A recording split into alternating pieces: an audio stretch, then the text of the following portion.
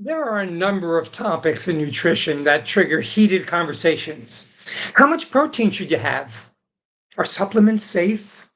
Does cholesterol raise LDL? Lots of people have very strong opinions about these topics. The most frequent questions that I hear about my plant based eating and lifestyle is when people find out that we don't consume or use any oil. The questions pop up immediately. How do you cook without oil? What do you put in your salad? Usually asked by people who don't eat salads, by the way. Your body needs some fat. And everyone agrees that olive oil is healthy. It's like society has given a free pass to many oils, including olive oil, as completely heart and body healthy. Well, not so fast, especially for those living with cardiovascular disease. All oils, yes, even olive oil, has saturated fat, 14%, if you're wondering. All oils do have a modest amount of nutritional benefit, but can that really be extracted from the whole food? And can you not get that through fruits and veggies and legumes and beans?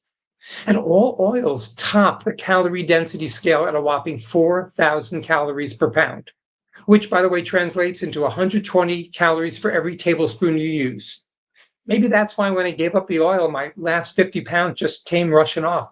So tonight we are honored to have with us Brian Hart, Executive Director of the Esselstyn Family Foundation, as our guest as we discuss tonight's topic, what's the deal with oil?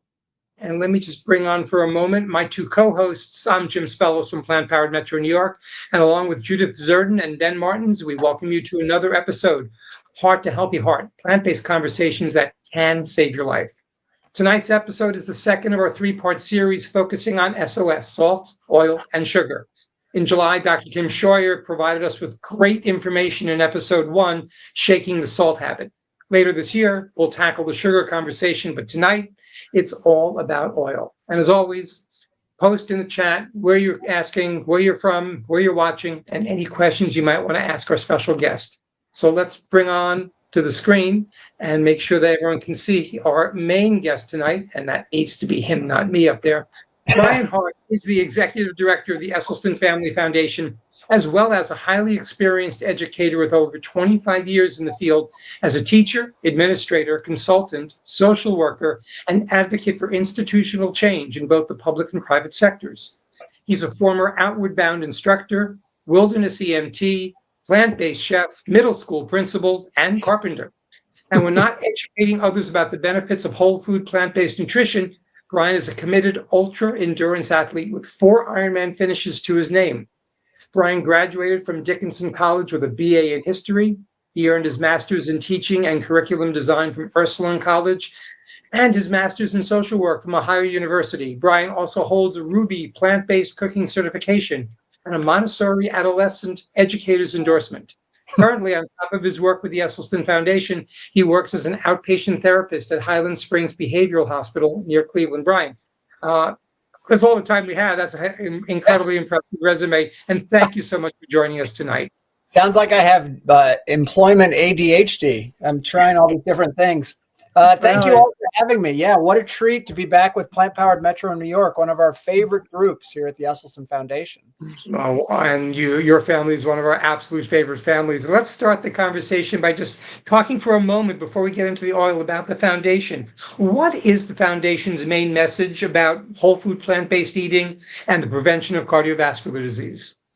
Thanks for asking, Jim. And again, thanks so much for having us and giving us a chance. We always say, if you can get some people on a call, we will talk about plant-based nutrition.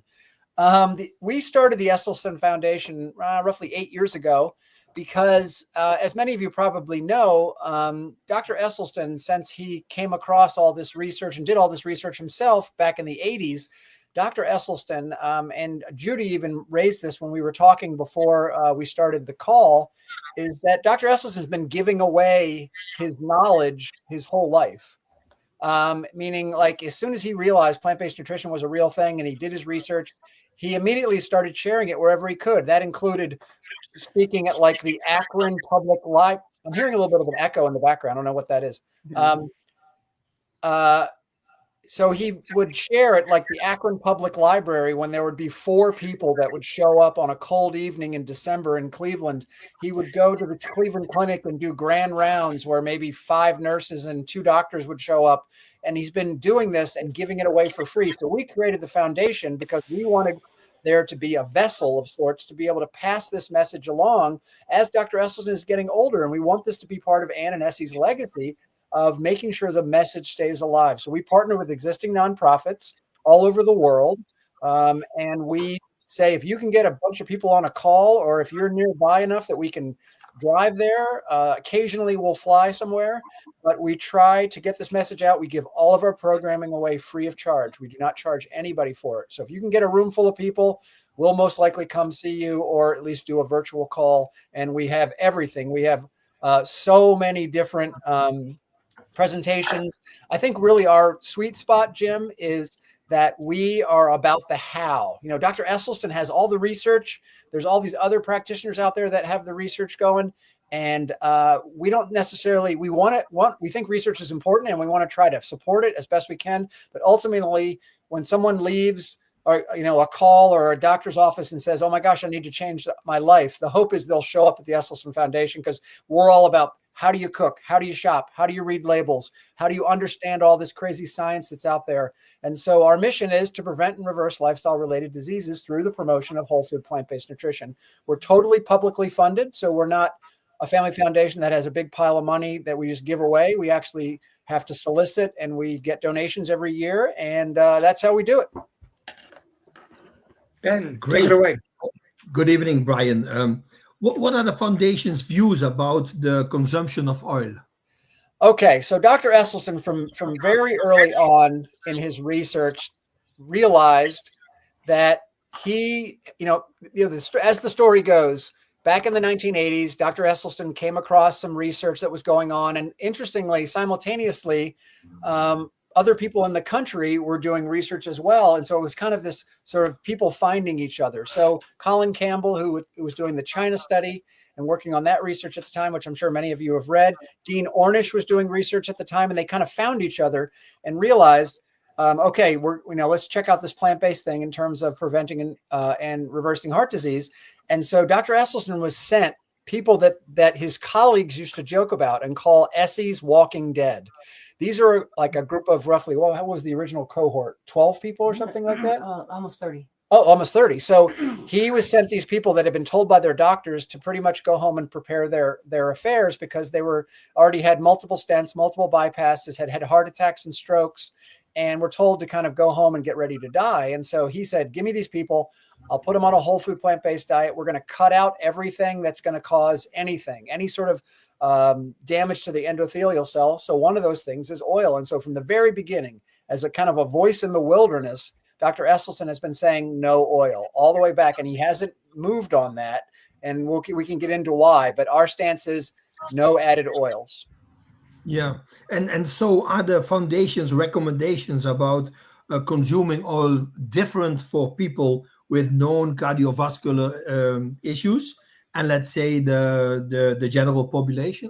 Great question. The answer to that is no. We don't change our stance on that because we don't want to confuse people.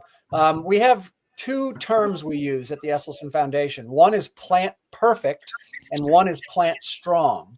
So plant perfect in our mind is Dr. Esselstyn. So this is where we're going to not eat oil, but we're also going to avoid avocados. We're going to avoid nuts. We're going to avoid lots of different things that have extra fat in them, because Dr. Esselstyn works with a population of people that are sick. These are people that can't mess around. And I'll tell you, there's been so many stories that Dr. Esselstyn has gotten, and we've gotten calls to the foundation where someone says, I started eating Impossible burgers and now suddenly my angina's back. Or I started to loosen up about olive oil and I was putting a little in my pasta and now my angina's returned. Or my caudation in my leg is starting to show back up again. I'm getting pains, peripheral pain in my legs. And so for people who are really sick and have, as Jim mentioned earlier when we were chatting, though, 99% blockage in their widowmaker, that's really dangerous. And so that's why we stick to it, because I think a lot of people sometimes will think that they can maybe be what we would call plant strong. And that's our second kind of concept, which is if your numbers are in good shape, we say, if you're eating an avocado a week, maybe you're sprinkling a handful of nuts on your salad or on your cereal in the morning, you're going to be okay. But if your numbers are in dangerous places and you've already had a stent and a bypass and all that, you probably need to really limit the nuts and the avocados as well, because we want you to stay alive. We don't want to take any risks. Great answer. Thank you. Okay. Yeah. Hi, Brian. How are you? How are you? I'm good. It's great to see you. Great to see you. What is the foundation's view about plant-based advocates such as forks over knives that allow a moderate amount of olive oil in a plant-based diet? All right. So careful. I don't want to rant too much, but here we go. So, it's really interesting, to start off on kind of a broader view. Every organization out there needs to make money. We have some very close colleagues in the plant-based world who have written books, who went to their publishers, and at first they were no oil, and those publishers said, you're not going to sell any books if you don't loosen up your message a little bit. And so in order to sell books, they added olive oil in. Forks over knives, I don't know all the details. We are big fans of the Wendells and the family that has done so much good work out there in spreading the word. I mean, a lot of the reasons people end up at our website is because of Forks Over Knives. So we are so thankful to the Wendell family and the Forks Over Knives people for getting the message out there. They really took it to a global scale. I can't tell you how many people contact us and say, I found out about you through Forks Over Knives. Now I want to learn about this. And so we want to praise them and give them credit for that. However, I think what's happened is they're probably looking at the business model. How do you make money in the plant-based world? If you own a plant-based organization, you got to sell food, sell vitamins or supplements, or you got to loosen up your message. Because generally speaking, the general public will not buy into the message of no oil, limited salt, limited sweet, right? Because that's so strict in the world of nutrition or in eating. And so people just have to adjust a little bit so they can actually exist. And I understand it. I get it.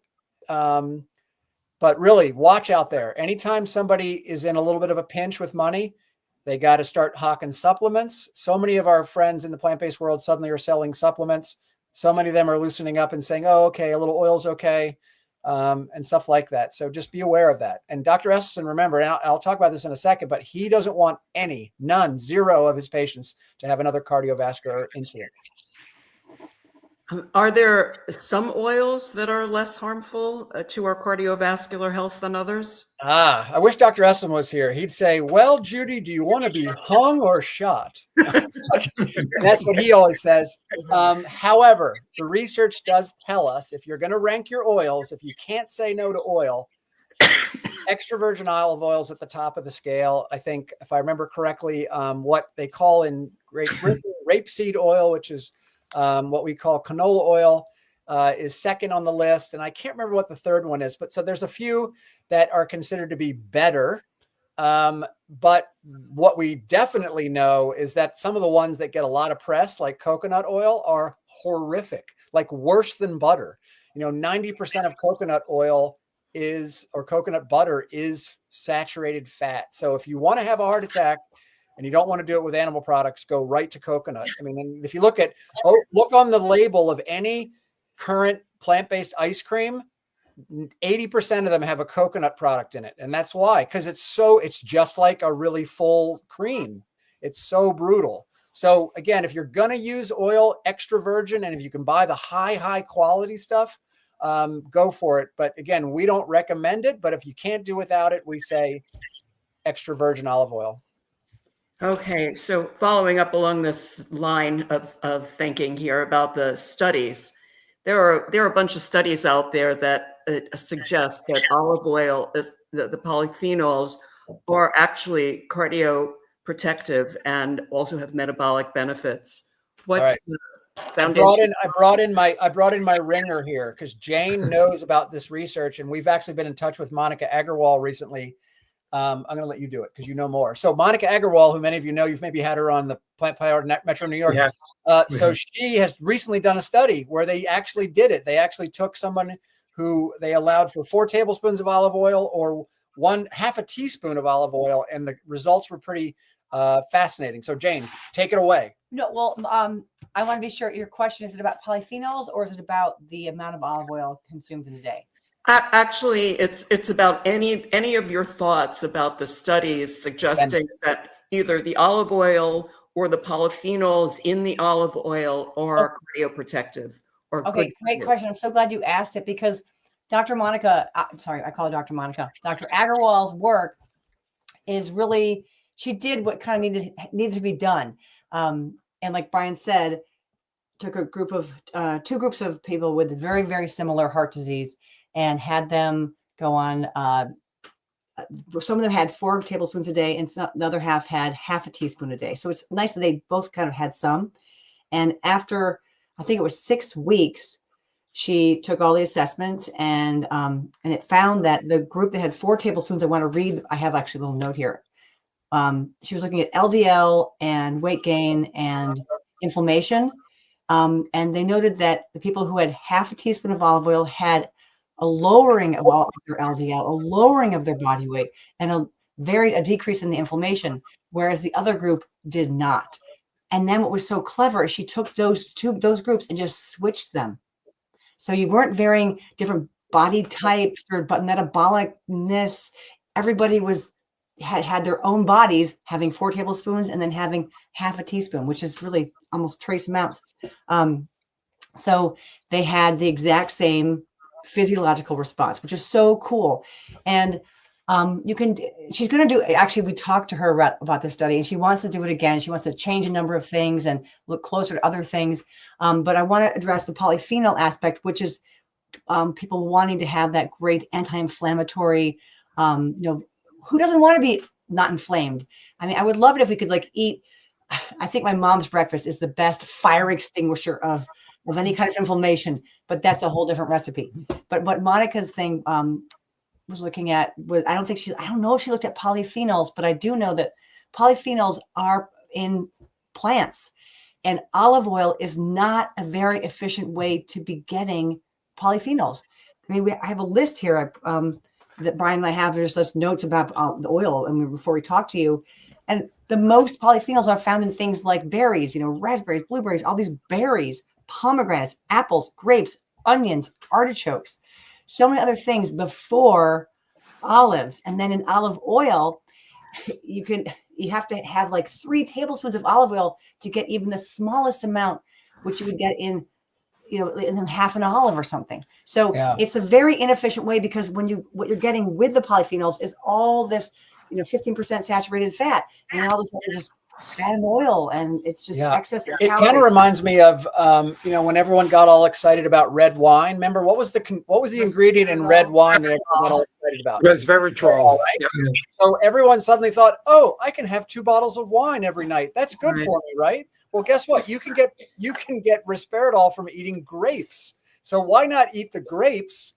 versus thinking you need to have the wine? Or why not use balsamic vinegar? Balsamic vinegar, if it's a really good, high quality balsamic, has an amazing amount of resveratrol. So again, I think we love good news about our bad habits. And I think that's really what happens is people say, oh, there's something in olive oil that's healthy. It must be good for me. And I think it's sort of like, you could almost argue it's like meat. We know meat has minerals and vitamins in it. There's good stuff in meat, but it's in a terrible package. It's in a problematic package, surrounded by saturated fat. It triggers carnitine, TMAO, all these other inflammatory properties when you eat meat. But yeah, meat does have nutrition. It's just not in a good package. Let's talk a little bit about healthy fats.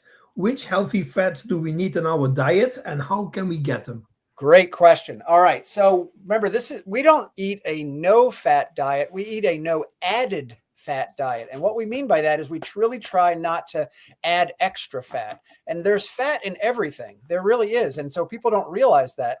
And so, yes, there are healthy fats. I mean, the omega-3s are the ones that are often the hard ones to get. Omega-6s seem to be everywhere. You can get omega-6s from tortilla chips, but omega-3s are the one that we have to watch for. And that's why we want to find foods that have a balance of omega-6, omega-3. And the best one that seems to have like the lowest omega-6s, but has the good omega-3s is walnuts. So when we do use nuts, we tend to go for walnuts, especially actually English walnuts tend to be the better ones. We use ground flaxseed, we use chia seeds. So we're going to get our fat that way. And those are healthy fats. Everybody needs fat. Your body craves it. But I think, again, like, let's steer clear of the bad stuff, the stuff that we know, the polyunsaturateds and all the stuff that's in the junk food. That stuff's terrible for us. And so, yes, I think, again, it's important to realize that there's fat in a lot of different things. There's fat in everything. And so we're just trying to keep it so that we're getting it in amounts that are really what our body, you could argue, is meant to do. I mean, we all know we crave salt, sugar, and fat. This is because we're walking around with brains that haven't really evolved that much in 10,000 years. So 10,000 years ago, if all four of us were walking through the savannah and we came across a fig tree, what are we going to do? We're going to eat those figs. And our body says, get that on board, because if you don't have enough calories, you're not going to survive. Well, fast forward 10,000 years, we're now in 2025 and we live in an environment of abundance. You go to a food court on a weekend and you can pick up 2,000 calories of free samples. This is the great irony of human advancement, is that we now have progressed to the point where poor people are obese. And this is what's so tricky. And so this is what we're working against. We're walking around with brains that are saying, get fat, get salt, get sugar. That's why it tastes so good. That's why we love it. We get dopamine. We get all these great chemicals secreted when we eat those things, because our brain thinks, get this to survive, because you might not get enough food tomorrow. And that's probably the greatest societal challenge we have, is that everywhere we go, we are being tempted into these things that are terrible for us. I saw an interview with Obama, and his doctor, as he was president, his doctor would advise him to eat every evening 6 almonds, not 5, not 7, 6. So what is, with nuts and seeds, how much should we eat per day? What is healthy? Oh, great question. So, of course, if Dr. Esselstyn was here, he'd say, well, I'm not a big fan of nuts, because if I say, and Dr. Esselstyn, I love it. He says, if I said nuts were okay for my heart patients, he said, they'd have them in the glove box of the car. They'd eat them. They'd have them on the front dish when they walked in the door. They'd have them at every snack they possibly could. And they would be chowing them down in the shower. And so that's why he's so careful. Because again, I don't want to, if he hears this interview, I don't want him to get mad at me. But, if you crumble 1 or 2 walnuts on top of a salad, you're probably going to be okay. But the problem is he's afraid to say nuts are okay. Like walnuts are okay. We want to steer clear of some of the nuts that are so fatty. Like, I'm sure all of you here have had a macadamia nut. I mean, talk about saturated fat, right? As soon as you taste that, it's full of fat. So, again, black walnuts. So there's value to eating nuts and seeds. Jane and our numbers are in good shape. And so we, we'll make dressings with a nut base, or we'll sprinkle some on top of a salad, or things like that. So we don't have to necessarily be as militant as, say, Dr. Esselstyn's patients. But again, he's so afraid that people are going to take this and run with it. Sort of like the resveratrol, right? Like, oh, resveratrol's in red wine. I can drink now a bottle of red wine a night. And they lose the message in there. So that's why he's so nervous about it. Let me ask a question from the audience that just came in. And do you see any health issues from a low-fat diet in the Plant Perfect community? So any great question. The only really complaint that we get, okay, so let's be clear. We take B12 and we take vitamin D. And there's some evidence right now that we're working on and trying to come out with a statement around taking an omega supplement. Those are the 3. So Dr. Esselstyn takes B12 and D. We live in Cleveland, Ohio, where the sun's only out about 6 months a year. So that's why we take D. It comes from the sun. B12, as many of you know, comes from bacteria in the soil. It's not that meat has it on it, but you can, there's also a lot of evidence that people should be taking B12, even if you're a meat eater, because a lot of our meat is irradiated these days. So we're missing out on that. So B12 is important. Wait, and now I've lost the question. What was the question again? The question was about, and I just lost it right here, so give me a second to bring it back up. Any health issues from such a low-fat diet from the Plant Perfect community? Right. So the only ever complaint we get is people say, I'm so hungry all the time. And so that's where we have to do some coaching and help them understand that they need to eat more. Because again, when you're eating a lot of food that's full of water and fiber, you get filled up, but it passes through you pretty quickly. And then suddenly you're hungry again. So you have to eat more. You have to be really strategic about eating more. Sometimes people will plateau on their weight loss, and that's where we have to do some coaching and work with them. But really, we've never heard anybody come back to us and say, this is bad. Like, I don't like it. So, again, and we work mostly with people who are not well. So usually what happens is they lose weight, their numbers drop, their doctors are really happy, and their cardiologists are feeling very proud of themselves. And so usually it's pretty good. But as far as we know, Jane, what were you going to say? I want to add one quick thing, if you don't mind. Sorry, No, Brian. go for it. Because we just had a recent email. So I want to clarify Plant Perfect, Plant Strong quickly. No meat, no dairy, no added oil, minimal salt, minimal sweet is what Plant Perfect is.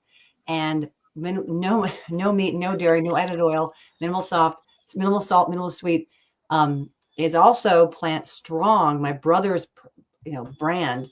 But there is some inclusion of some nuts and some avocado with Plant Strong, not Plant Perfect. So you asked about Plant Perfect, which is quite different. The reason I bothered describing that is that some people on a Plant Perfect diet have a problem because they feel like they're too thin. These are usually people that are older and they're sicker, and they think that they want to eat food and suddenly have a big, Popeye bicep. Like, you're not going to have muscles unless you use them. And you do need to eat probably more food. Just have more oatmeal, have a bigger sandwich with more hummus and more veggies on it, have more potatoes and sweet potatoes and pasta and rice and quinoa and barley at dinner. That's our answer. But anyway, more wet starches. I mean, when Dr. Esselstyn coaches people who have lost what they feel like is too much weight, or they're having a hard time maintaining it, it's usually adding in the wet starches, adding in more pastas, whole wheat pasta, adding in the brown rice, having to eat more, basically, is the bottom line. And the one other, this is an interesting one that just comes up. It's come up a couple times, so I feel like people maybe aren't saying it, but there's something called orthorexia, which is, it's not, anorexia and other stuff, but orthorexia is like eating only the food they think is going to be healthy for them. And some people's minds or mindset hears about a restriction and like, oh, I can take a restriction. I can be perfect on this. I can be tight. And it's a tough mindset because I think it's probably that's another risk is disordered eating sometimes can be a side effect. That can be, and that's a big deal. And it tends to linger a little bit towards women more often than men, but not always. And I've had a couple of emails come in about that, and I don't want to dismiss them. So I thank you for letting us talk about it. We need to be respectful of your time because I know we have a hard stop at 7:30. So let me just ask one final question, which is, what's the Esselstyn Family Foundation working on right now that we need to know about?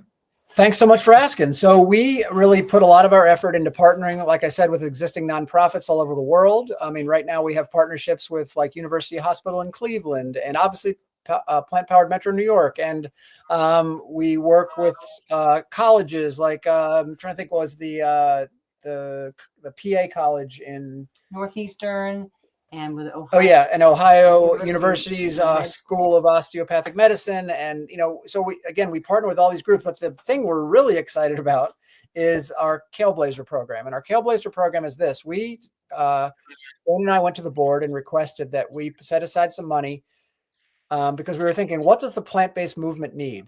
What does it really need? And I think what we decided was what it really needs is some sort of incentive for grassroots activity to happen.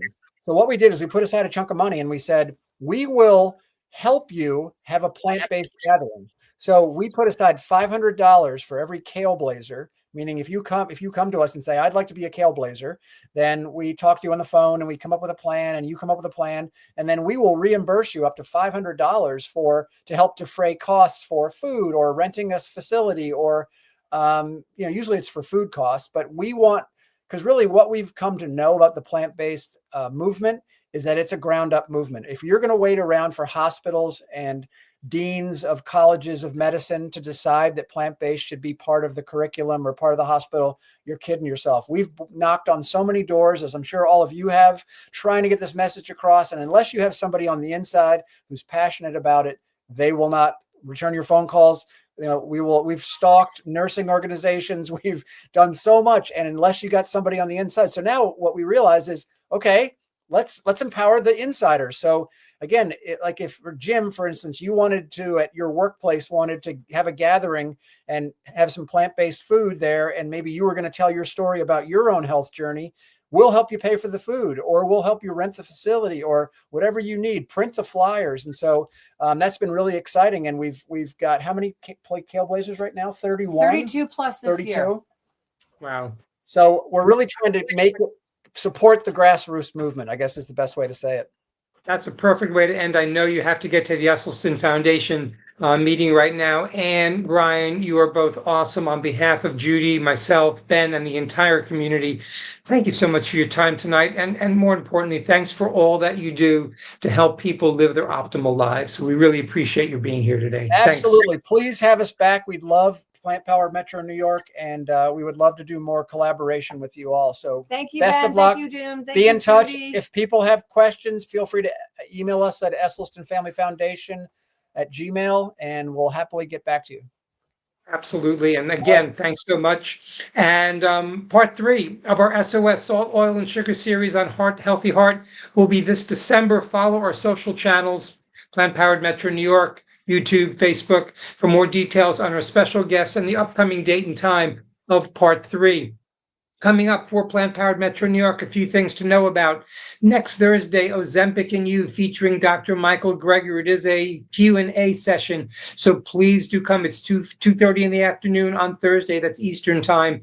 And then we really want to promote not only the Jumpstart that we're doing right now, but our Spanish Jumpstart, Rito Salud, which begins on October 3rd through the 26th. You can register for these and all other Plant Powered Metro New York events at plantpoweredmetrony.org/events. And while you're there, check out a really cool new website. It really looks great. So as always, if you want to watch this or any of our episodes again, they're all on our YouTube channel. On behalf of Judy and Ben, I'm Jim Spellos, always wishing you optimal health. And we look forward to seeing you next time once again on Heart to Healthy Heart.